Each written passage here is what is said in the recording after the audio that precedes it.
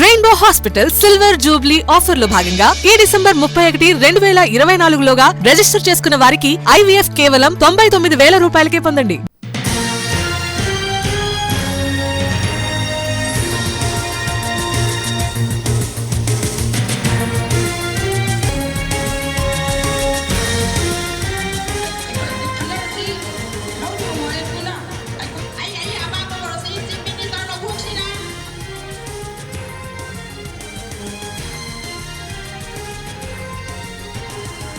మణిపూర్ మరోసారి మండుతోంది. ఇంఫాల్ లోయలోని కొన్ని ప్రాంతాల్లో పెద్ద ఎత్తున హింస చెలరేగింది.